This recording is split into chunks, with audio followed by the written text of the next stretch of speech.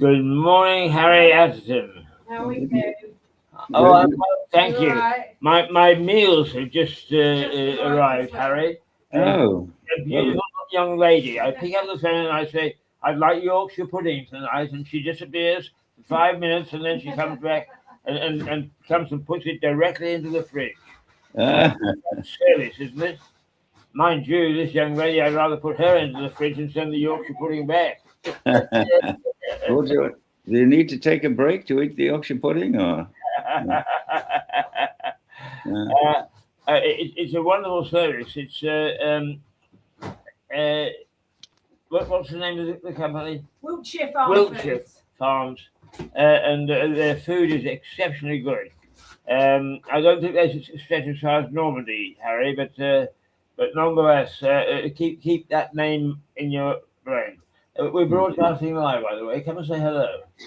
Yes. You are. Here's the you see. Hi there. Good Hi. lady. You two have a good day. I'll see you Okay. Thank you. Bye. Thank you. Sure. Well, so you need to eat that now, Keith, or? No. She just delivered it. God bless her. Sure. It's Okay. into the fridge for supper time tonight. Okay. Gotcha. Mm-hmm. I'm at the stage, Harry, where I try hard to make meals for myself, Mhm. but it's very exhausting. So what I try to do is to say, right, okay, say on a Monday I'll do a meal for myself, and then Tuesday, Wednesday, Thursday I'll have them delivered, and then Friday I'll have another go. Mhm. I try hard to do fresh food and keep a balanced diet. As you know, the older you get, but you're lucky because you've still got your wife. But the older you get, the more difficult it is to actually balance your diet because you don't eat as much, you don't really like the same things, and you've got doctors and nurses and so on tell you what's good for you and what's not. Mhm. That's true. I mean, and of course, appetite declines, I think, with age, does it not? It Mhm. is. That's why I turn to drink, Harry. Mhm. Okay, now, Harry, it seems to me that we're getting a big fuss over local politics in the UK, and that's concentrating our minds so that we're actually not keeping an eye. And I'm talking about the major press, the senior press. We're not keeping an eye on what's happening in the rest of the world.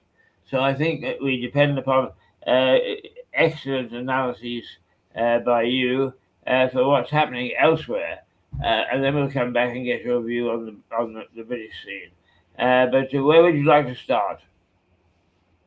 Well, I'm just thinking about the situation in Britain. It's a curious situation where relatively few people, I think, support the Labour government, but in polling, it still seems to be coming out ahead. I think that's because a huge majority of British citizens have lost interest in politics. They're disappointed the way it's gone, and certainly the old, what you would call centre-right supporters have abandoned completely. They've either backed Kemi Badenoch in trying to pull the Conservatives back into the mainstream, or they've gone with Nigel Farage. But there's an awful lot of people who just don't care anymore, and they're not getting involved in the polls. So we're getting a false image of where political support is coming from now. At the same time, there's a certain unifying influence by Andy Burnham coming in as Prime Minister. The Labour Party was getting a little bit splitting up over support for the backbenchers, Muslim backbenchers' support for Keir Starmer. But there seems to be still this honeymoon period for Andy Burnham. And there's a unity of thought amongst the Labour Party, which makes them look fairly stable at the moment. Whereas you don't have that on the right. It's fragmented. It's fragmented not just between the Conservatives and Reform, but now even a breakaway group, Restore. And until they get their act together, it will leave the left, the Labour Party, in supremacy. And the people who care about voting will go out and vote. Very low turnout for the votes, but it will continue to remain in socialist hegemony, Britain. In fact, isn't that not where politics is going these days? You're getting people moving to the extremes. Well, I must say that I am looking forward to the October budget to see where all the things that this Prime Minister is promising are going to be paid for. The other thing that bothers me a little bit, Harry, is that, as you will point out, there are lots of things on the international stage which we are looking at as backed off when we shouldn't back off. Is this Prime Minister going to really abandon the international scene and look after some of the he's getting really down to he's sort of saying, well, we must stop these vapes. Well, yes, he's right. We must stop the vapes.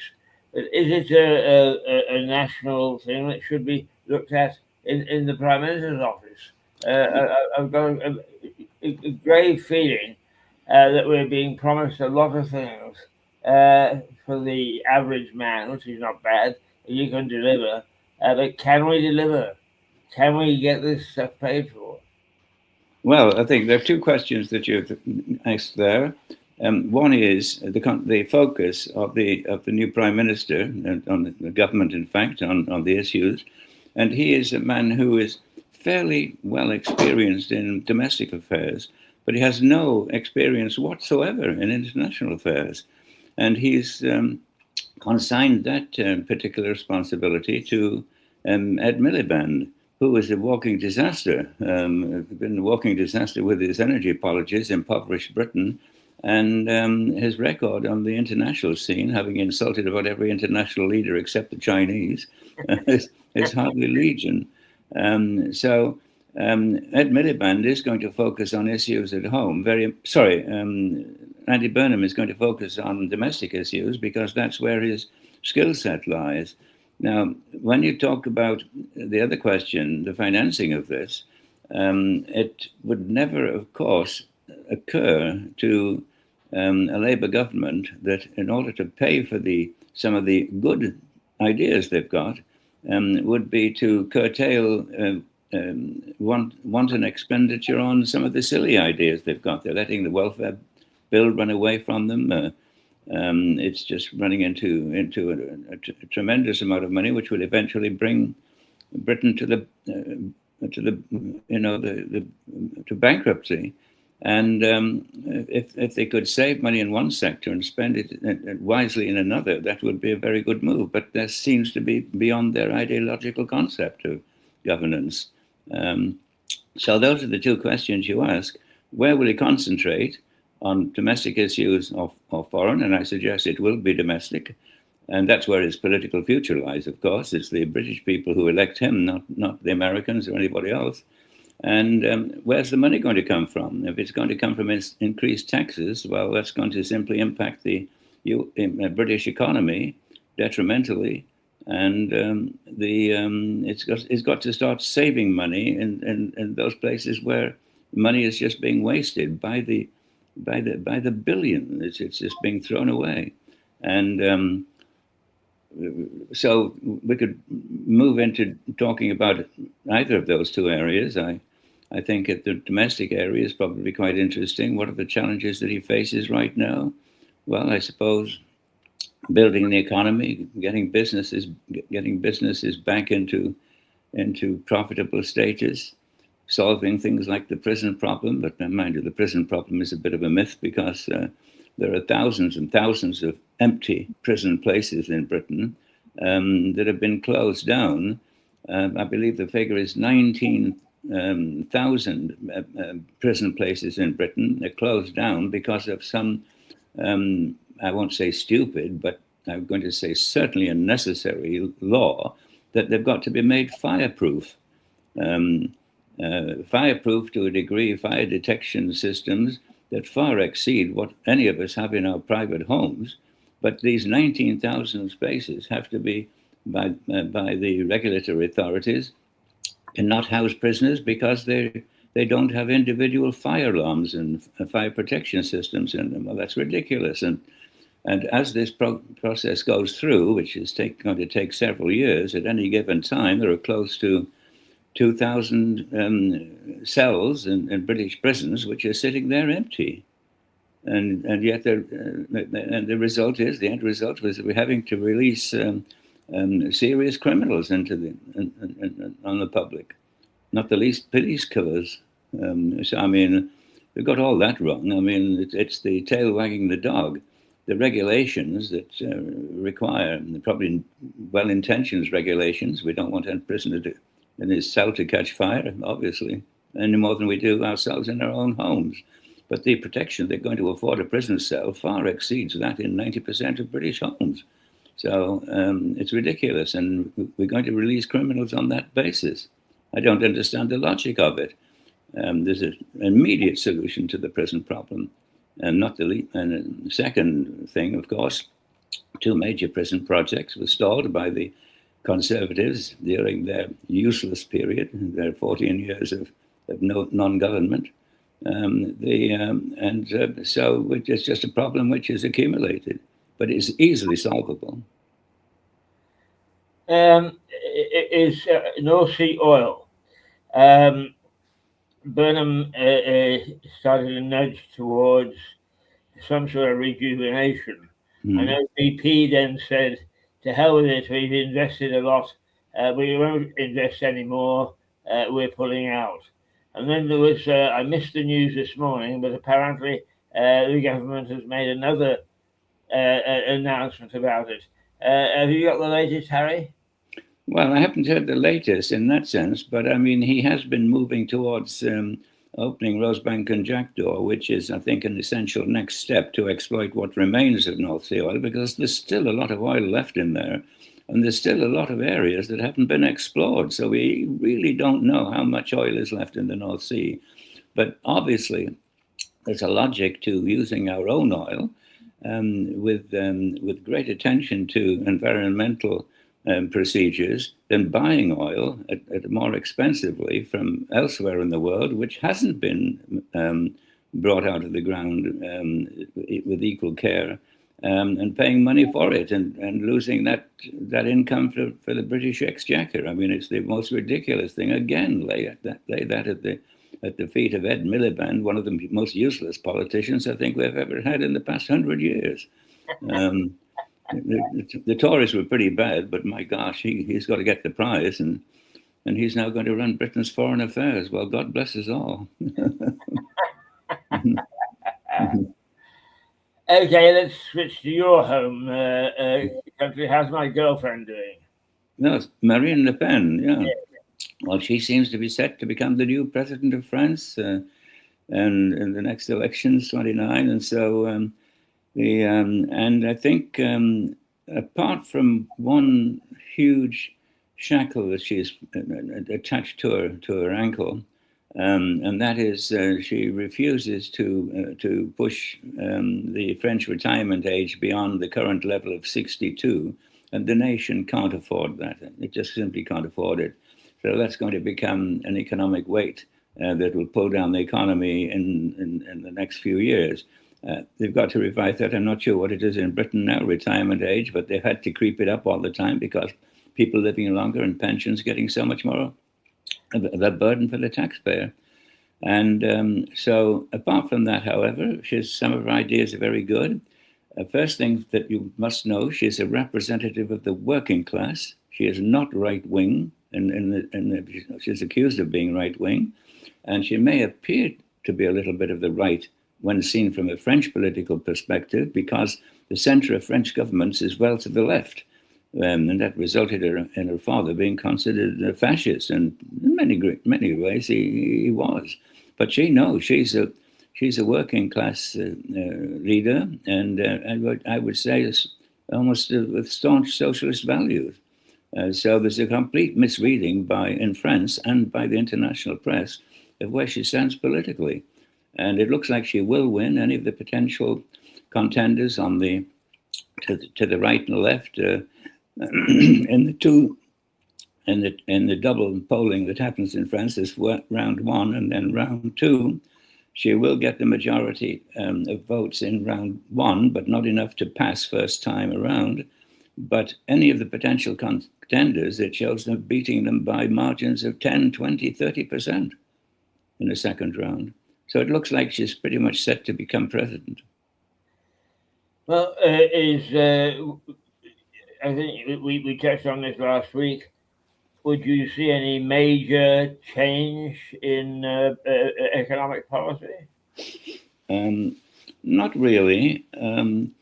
I think I think she has links to the business world, and I suspect that her rise in popularity, and above all, that rise in popular acceptance, has been due to the fact that the people behind the scenes have not put the usual roadblocks in the way. So I think she will be helpful to the economy. And the French economy, France is it's a wealthy country. It too has a lot of expensive social programs, but it's conquered many of the issues that Britain still faces. Its health system has been rationalized to make it a combination of private and public, and works extremely well. It's vastly superior, in my experience, direct experience, to the British health system. I mean, the NHS, well-intentioned at the beginning, Bevan and all the rest of it, but is now a socialist disaster and getting worse all the time. It's got to be overhauled, radical overhaul, dramatic overhaul. I mean, people are dying. People are lying in corridors for 24 hours, and it's being not hidden from the public. The people know, but they accept it as one of the realities of life, and it shouldn't be. I mean, the health system in France is absolutely outstanding, and but it's got that way by becoming a mixture of private and public, so that you cannot swing the lead. If you're going to try and get all sorts of goodies for free, you won't, because you will also have to share in the cost. And this acts as a very sensible break. And it also, because the part that remains public, I'd say roughly about 2/3 of it, ensures that nobody falls off the edge. If you haven't got the means, if you haven't got the poverty, you're covered 100%. Well, you're covered 100% in all cases, providing you, if you've got the means, take out a little bit of additional private insurance, which isn't crippling. It's another form of taxation, I guess, but everybody does it, and I would think to a large degree get their money back quite easily. I think it cost you about, I'm not sure, I hope I'm right in saying this, since my wife looks after it normally, it's about 300 or 400 euros for every quarter for the two of us. So for another 1,200 euros, about £1,000, in the course of a year, you get gilt-edged medical care, gilt-edged, and a far greater success rate in any of the major illnesses, and certainly the big one, the illness of death. A lot of lives are saved by the French system that is unfortunately sacrificed in Britain. Harry, the thing that bothers me often about these reviews and government committees that are going to look at what's wrong and how to do reform are made up of people who need reforming themselves. I mean, not fresh thinking. Am I right, or do you find that there's independence in these groups? I'm sorry, I didn't quite catch the question. It was whenever we look at something like, let's take the NHS. Yes. Okay, you're right. It's badly in need of reform. We put together a group to see how we can reform it, and it's more of the same. I mean, it's people who only see things in the same way, not people who are going to come in and freshly say, close it down for a week or whatever. Well, the difficulty is reforming the NHS. It's all very well for me to rapid on about it, but it's easier said than done. it's become a huge amorphous mess and is a slave to its own, immobility. There are too many vested interests, and I think it's also, from what I can learn about it, and I'm not an expert in this field, is that it seems to be top-heavy in administration, and the people on the front line, the nurses and doctors, are working their backsides off, and sometimes extremely long hours, and not necessarily for high pay, and yet they're in the administrative side of the national health. They hired, a couple of years back, I remember reading a headline, they'd hired 12 new diversity officers at over 100,000 quid a year. I mean, it's something stupid. I mean, we're shooting ourselves in the foot. So the parts of the national health that are struggling to do a very fine job, but the whole thing has become as unmanageable as a runaway aircraft carrier where they've lost the rudder.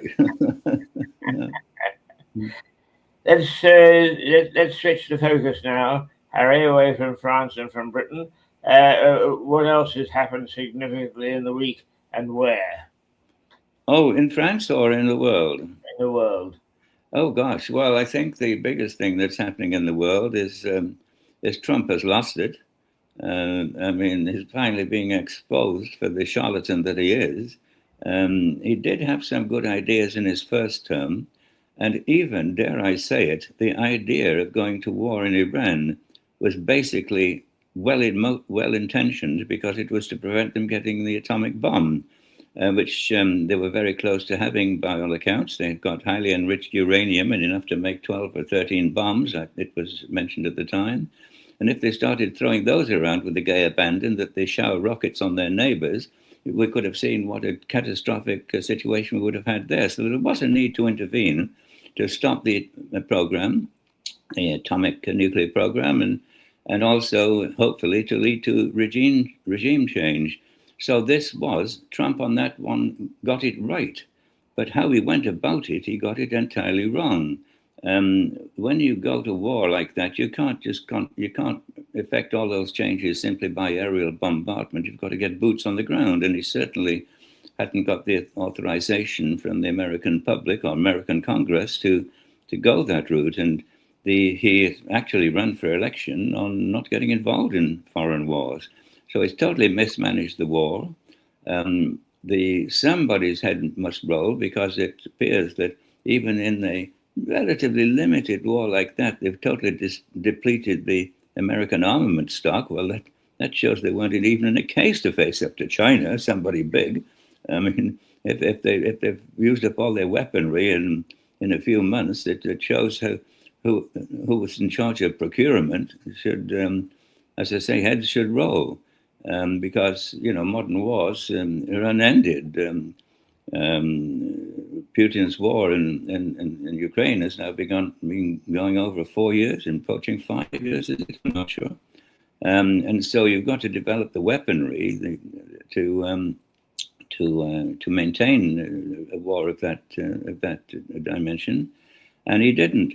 So all in all, it's losing the war. He has already effectively lost the war. All he's doing is looking for an exit to it before the midterms, because otherwise he's going to be clobbered in the midterms. He's going to lose Congress, and therefore his hands will be tied in any form of foreign adventure. So that is the largest single change that's happening in the world today. The demise of Trump, really, and the emasculation of Trump. He's powerless now. He's proved himself to be quite useless. He was a bombastic, detestable sort of a guy in the first place. But at least he had some basically good ideas, and he didn't know how to carry them through. I think largely through to his autocratic style of government. And there was no collective wisdom that he would listen to that warned him against some of the pitfalls. But for the United States to be humiliated by a bunch of fanatic ideologists in a country, a powerful country, Iran, interesting country, modern country in many ways, but they've won hands down. And it's I think it's maybe it's probably the equivalent of Suez, of what Suez was in '56 to Britain. It's the humiliation that will teach them that they no longer have that major authoritarian role to play in the world. And that is a dramatic change, and it's happening before our eyes right now. It is the moment of decline. America, the United States of America, still the most powerful country in the world, still has an economy which is a third bigger than China's, a massive enterprise. It's not spent yet, but it's the turning point. It's the Suez of America's Suez crisis. And I think this will live to haunt us. It will affect the price of oil. It will affect the way business is done internationally. And so I think we've reached a turning point with his defeat, clear defeat in Iran. And you don't see, do you, in Vance and there are no other names really at the moment in the spotlight, Vance, but you don't see any change, do you? I don't know that they're going to be the shoe-in, either Rubio or Vance or any of the people that are waiting in the wings to inherit MAGA, to inherit Make America Great Again movement and continue the philosophy. I think he will have done great damage, brand damage to the name of MAGA. And there will be other people coming forward. There already are new political groups forming on the right, based on isolationism, the movement, which was very strong just before World War II, the Lindberghs and everybody backing that. And you get some of the ex-MAGA people now forming political groups, and they're very influential, very powerful, and they've got backing of industry. So it's not, I don't think either Vance or Rubio will be a shoe-in if when Trump goes down in flames. Well, Trump is already going down in flames. And so that will, as I say, that will discredit the brand, and they're part of that team, and they'll carry part of the collective responsibility. As leaders of the Western world, that's quite worrying, is it not? Well, I think the leaders in the Western world, there are few and far between. There's no collective concept as to what the Western world is anymore. You can see a consensus coming together between people like China, North Korea, and Russia to a degree, though Russia's pretty much a spent force. That brings me back to your initial question. I think we're only a very short time away before Russia starts to flex its muscles with the object of expanding on the Ukraine adventure, but with the idea of calming Allied support for Ukraine. I don't think we're far away from the Russian Navy seizing British ships on the high seas. We've been doing that to them, and their so-called shadow fleet under the maritime law that you're allowed to stop and search a vessel that's carrying a false flag. Well, they're going to do it, and what would we do about it? Would we actually send a gunboat? We haven't got any to send anyway. So we could actually start losing elements of our merchant navy, many of which pass through Russian waters, or they'd have to skirt Russian waters to avoid being seized. And so I think we've got a very serious threat of war with Russia. Britain is not armed to face that. London has no anti-aircraft protection whatsoever, as far as I can see. And the pressure that could be put on Britain if we then continue to support or part of the Western world, and the Western leaders will collapse like a pack of cards. So there is very little Western leadership, and the bad guys can see now, and they'll see what's happened in Iran. They'll see how easy it is to bend the Western will, and so I wouldn't place much hope. And of course, if he does go into a wider war, that will then buy him the political authority in Russia to go for mass mobilization.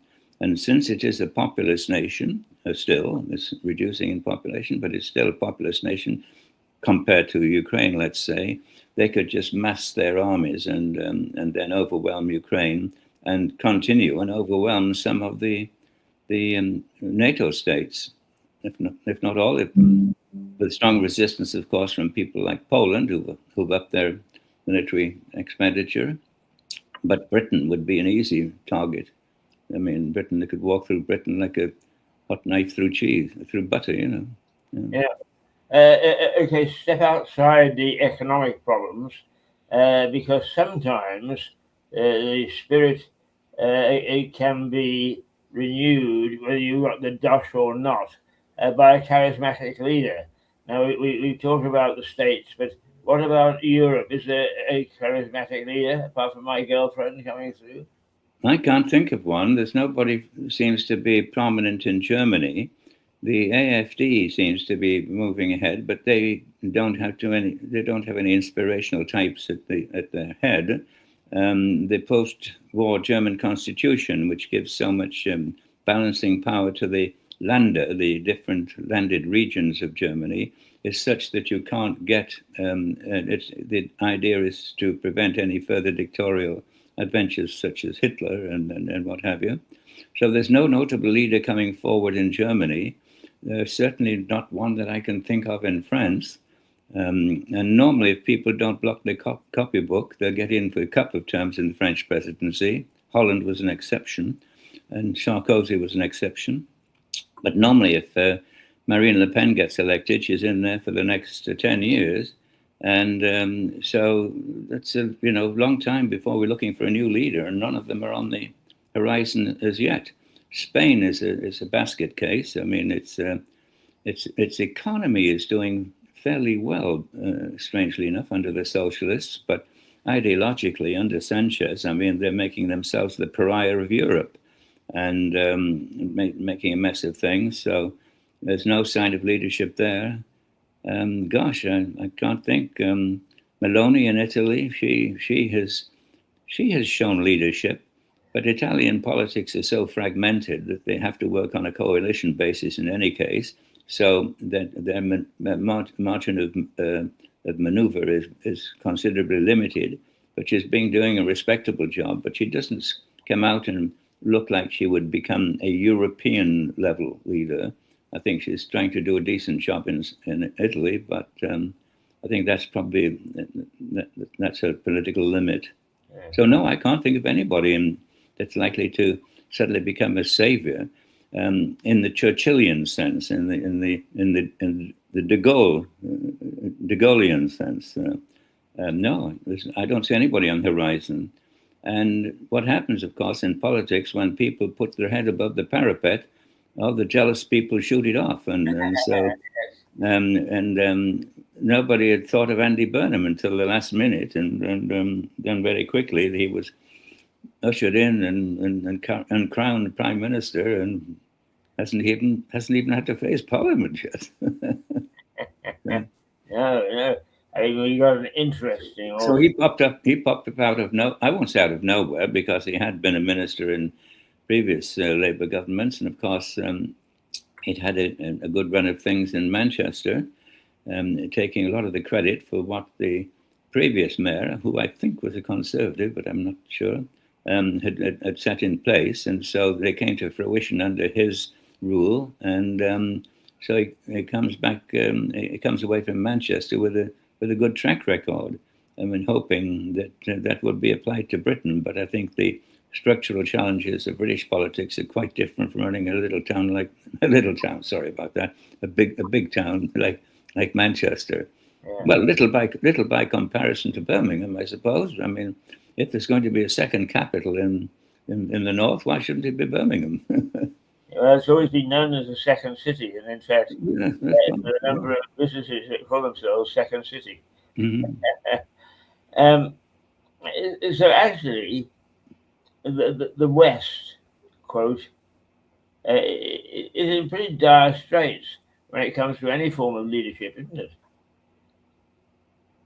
it? I'm sorry? It's in dire straits when it comes to leadership. Oh, dire straits. What the West? Quebec? Sorry. The West. Oh, the West. Yes, it's the weight of. What we must remember what we mean by the West. Are we talking Europe? Or are we talking about yes, the West if we include the United States and Australia, New Zealand, people who think like us, democratic nations, as opposed to totalitarian states? I think we still have the potential for a lot of influence, but we take a lot of things for granted. Not least of which, as I say, is Truman's adage. Remember, was walk quietly but carry a big stick. Well, we're trying to walk a little noisily, and we don't have any stick at all. Unless we represent some hard power in military terms, or even prepared to use economic power in a military way, we would doomed to be coming out second to the people who play hardball. And so we're very much working with one hand tied behind our back because of our philosophies.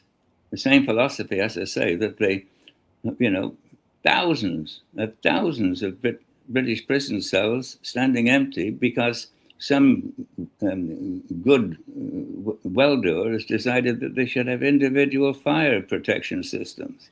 Well, maybe they should. But as I say, I mean, we just make rods for our own back in the West and set rules. 2,000 new rules a month issued by Europe, by Brussels. And Britain wants to cozy back up to Brussels. I mean, it's a bit of a joke, really. We made the mistake, or the conservatives, the useless conservatives in power of Cameron onwards. I mean, they didn't take advantage of Brexit. Well, he resigned when Brexit came through. That's just shows you how he had no notion of what to do with Brexit when he was suddenly presented with the fact that it had happened.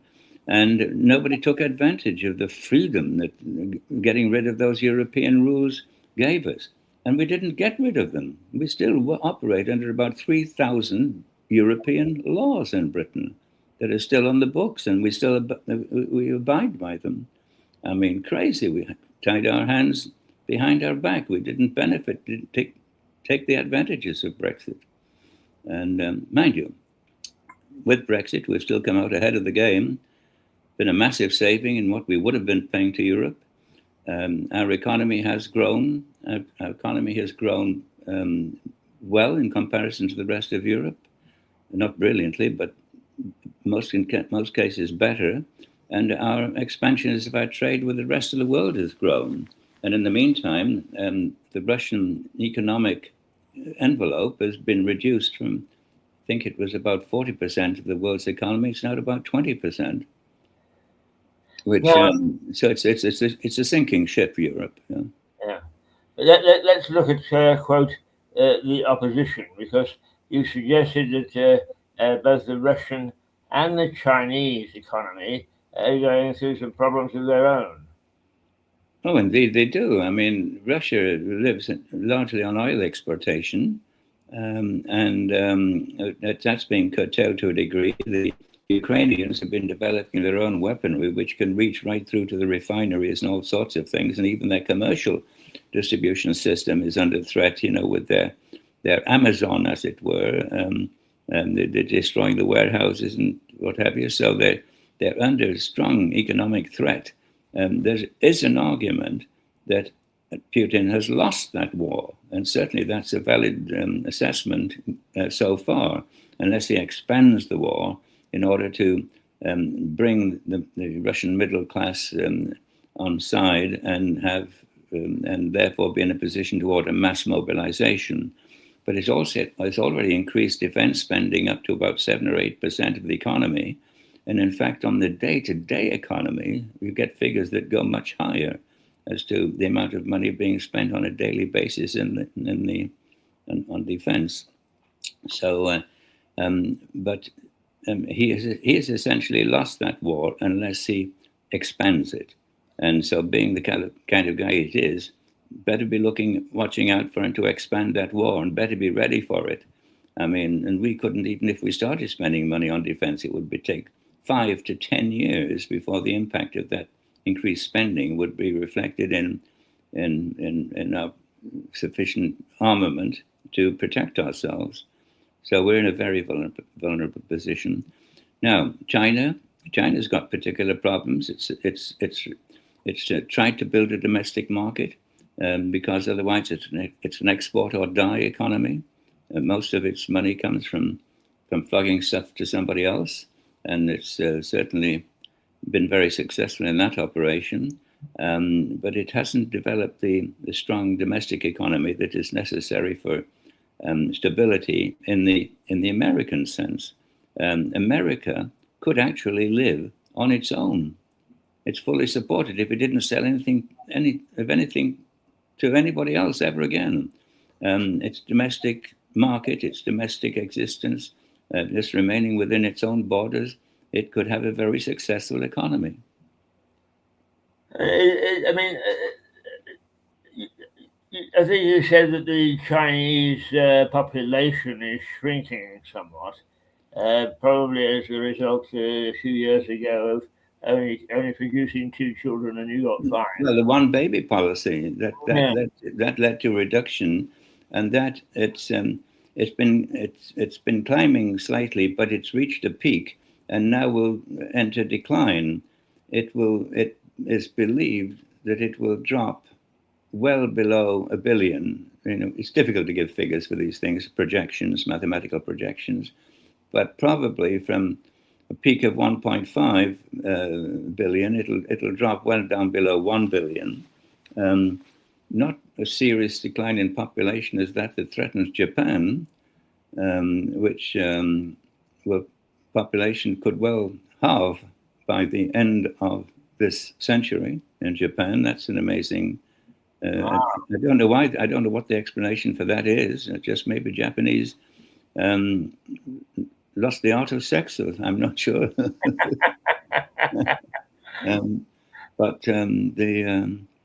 With all the pretty Japanese girls around, I can't say how that should happen. But they're threatened with a population decline. India is still climbing. But apparently being able to absorb that rise, the economy rising commensurately, it has promised. But no, China has a demographic problem, no question about it. And it has a model problem, an economic model problem, and that it's focused too highly on export as opposed to developing a domestic market. Before we leave that part of the world, what about the rest of the Middle East, the old Asian tigers, and the places like Taiwan and Korea, which are punching well above their weight?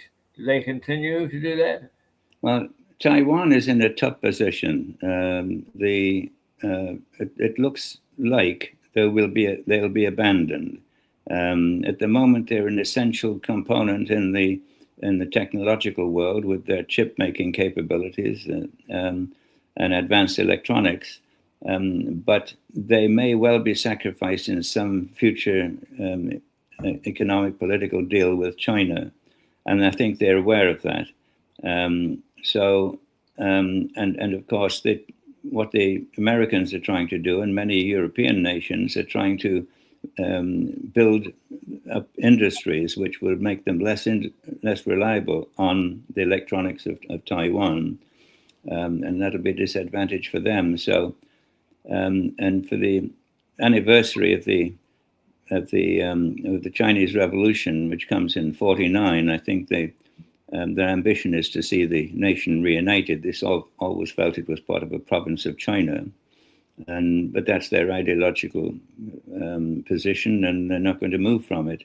But it will be, I think, a fairly bloody fight, because the Taiwanese that have armed themselves to the teeth, and they're no pushover. There will be a bloody war, and it will lead almost to the annihilation of Taiwan as we know it today. As a Western nation, it would not survive a war with China, because it would be all-out total war, which the Chinese, once they've launched it, could not afford to lose.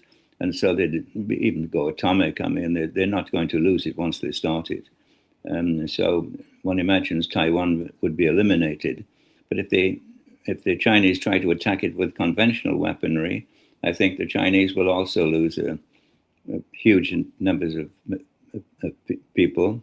Let's say 1 million, but I mean, what's that to the Chinese? I mean, the totalitarian state, they just sweep that under the carpet.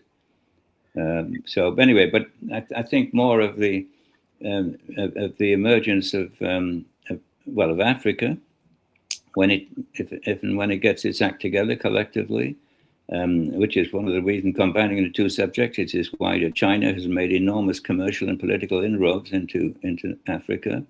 And of course, it's very important to watch what happens in the Middle East, because with the defeat of Trump in Iran, it will effectively redraw the map of the Middle East, not necessarily international boundaries, but in terms of loyalties. And already pacts are being designed or signed between countries that previously wouldn't have been talking to each other. Treaties and realizing that the American protection umbrella, is not as strong as they thought it was. So there'll be a progressive withdrawal of American bases from the Middle East, and the power vacuum will be occupied by, Turkey, and of course, the backdrop to all of this is the internationalization of Islam. The huge Islamic presence in many parts of the Western world, who owe their loyalty to their religion and not to their country of adoption. And it is a subtle form of immigrating and imposing one culture on another. Even Erdogan himself in Turkey in 2008, he said it was a crime against humanity that the Turkish immigrants, and we're talking about 500,000 people under Merkel, should be expected to adopt the customs and values of the country that has welcomed them. That is the disloyalty to their origins and to their religion. And he said to Merkel, and she was shocked, that they should remain Turkish, Islamic, and their values and their loyalties should not be to Germany. And these are people who all speak German now. I mean, so religious, ideological immigration has played a far greater role than simply the kind of immigration we're getting in Britain at the moment. That's economic, and we've called that upon ourselves, and we're allowing it to happen. And of course, everybody's talking about the small boat crisis. That's nothing to do with the small boat crisis. That's a minuscule number of immigrants, illegal, admittedly, who are coming in. What about the hundreds of thousands of legally admitted instruments? We're handing out visas, not visas, whatever they call it, like confetti, on a legal basis. Hundreds of thousands. So what's 500? What's a few thousand that risk their lives crossing on the boats? It makes the headlines, but that's not where the danger is. It's our handing out visas, just the way we hand out lollipops to children, and that's where the danger is. And now, oh, by the way, yes, I read in the newspaper that they're going to house them in some of the more smarter areas of Britain. That's going to go down well. Yes. Yeah. Oh, yes. It's our ideology is very odd when you look at world affairs. But tell me, Harry, why do you think Islam, as a religion, a way of life, and so on, is increasing and becoming so powerful, when Christianity is struggling to maintain even one church per society? Well, Christianity is a benign religion.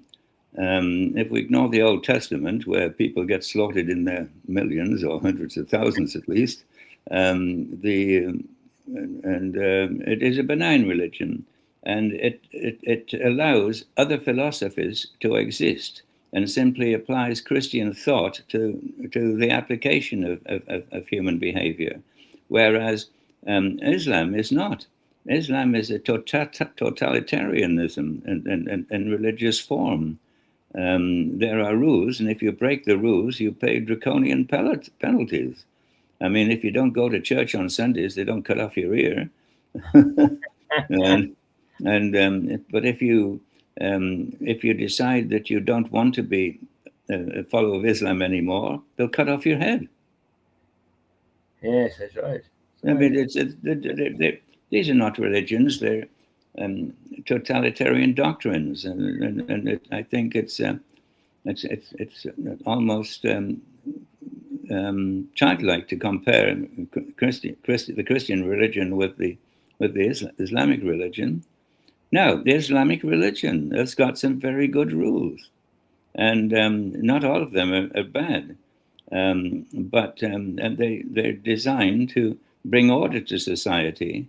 And though the Islamic religion was born of a period which we, in probably Western historical terms, we would refer to as the Dark Ages, when society had, when the Romans left Britain, for instance, it was left in a bit of a mess, and there were no rules and regulations. Law broke down. We call it, the Dark Ages. So there was a need to bring back some order to social life. Well, the same thing happened, led to the birth of the Islamic religion. And so many of the rules, societal rules that it espoused, were basically good, sensible rules. But then it became very quickly moved towards being totalitarian. It had to have this element of mystique to it. And it became rigid to a point that it now, demands that people die for it. And in fact, the greatest honor to have is to die and be welcomed to heaven by 72 black-eyed virgins, or whatever the famous line is. It's become much more than a religion. Yeah. I and there are many followers of Islam who try to practice it in a benign sense, because they have been influenced by some of the host countries, and they try to live lives, for instance, in Britain, according to the British cultural concept. But the more extreme forms, and that's what we're talking about, the more extreme forms of Islam are very dangerous. But Harry, if you accept that sometimes history does repeat itself after generations or centuries or whatever, in fact, when the Romans left, it was the Dark Ages. But the more I find out about the Saxon kings and the Saxon rule, it was a period of actually good governance and quite creative. And then the Normans came and scuppered that, and were just a brutal regime. Do you think that could happen again now? Oh, I think it happened quite easily, because very few of the younger people in Britain would defend the concepts that made Britain in our lifetimes. We grew up when people like Churchill were in charge, and I'm not extolling the virtues of Churchill. He had all the faults too of mankind, but we grew up with those values. But the young people today don't have. I think the last poll showed that 5% actually are prepared to take up arms and fight and die for their country. Wow. It's a good thing World War III isn't about to happen, and when there is threat of World War III happening any time. Let's just shift to new emerging nations, because we've talked about the Australian continent, perhaps Africa, and one or two other areas. I know that it's not going to happen fast, but do you see emerging leaders? Well, I think nations like Australia and certainly to a degree South Africa, New Zealand, are trying very hard to establish their own cultural values and stand up for themselves. And depending on certain problems that indigenous problems that they face, they're doing a pretty good job of it. And the proof of the pie is in the eating, and the result is that many thousands of British people are leaving Britain, young people, and where are they going to? A lot of them are going to Australia. This massive exodus of young Brits going to Australia, and it's welcoming people now from all over the world. It's become much more internationalized. Australia. It normally had a barrier against Asian immigration, but no, it's becoming very much of a cosmopolitan society. And so, no, I mean, these nations are moral and forces to be reckoned with. And they could well be the bulwark that helps protect what you referred to earlier as the Western world against the territorial ambitions, philosophical ambitions of some of the totalitarian states like China. I mean, looking at history again, is the world as it was known then had a lot of warlords and so on, but quite powerful and sophisticated groups which, they did have the broad names of Germania and Frank, whatever. And suddenly, out of nowhere, came Rome. And what I'm really getting at, I suppose, is can you see a quiet hero developing? I mean, you just mentioned possibly Australia and the southern nations, but is there any one nation? Doesn't matter whether it's big or small. That is likely to come marching across with banners similar to the way that the Romans did. Well, when you bring that factor into it, you're talking about the progressive change in power, supremacy, and we go back to anywhere from Alexander the Great. Let's Trojan Wars, the emergence of Greece, the decline of Greece, the subordination of Greece, and in the meantime the emergence of Rome, and then the decline of Rome. So these are the British Empire. Once 3/4 of the world was painted pink on the school map. There've been moments when each entity has had its privileged moment in the sun, and that's cyclical. It's a cyclical nature, but that almost applies to humanity.